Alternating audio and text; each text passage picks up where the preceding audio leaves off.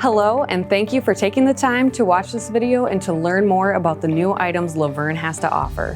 In addition to our tried and true product lines, we have developed several new products that offer unique functionality and safety upgrades for cargo vans and trucks.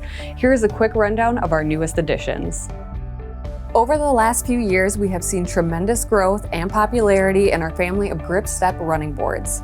This includes our signature grip step and slim grip boards, both designed to provide superior safety and security with every step. Their expanded metal treads provide dependable traction in any setting: sun, rain, mud, or snow. The treads are also highly wear resistant and have an open design. This allows dirt and debris to pass through, keeping the side steps and the interior of your vehicle clean and professional. New for 2020, we are expanding the grip step family with two fleet-focused solutions designed to enhance safety and improve performance. The first is Grip Step XL. This single 9.5-inch wide step is designed for a cargo van's passenger side door. This expanded steel step provides a wider stepping surface, giving drivers more confidence when carrying packages in and out of the vehicle.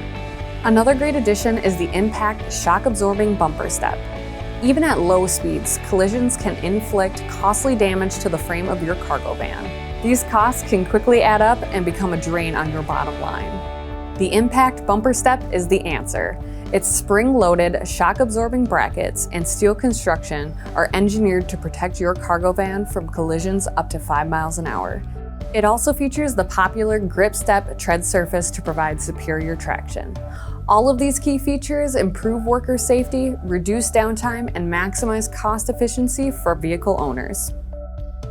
All of these new product lines are designed with functionality, reliability, and safety in mind. Thanks again for watching and learning about the great truck and van upgrades from Luverne.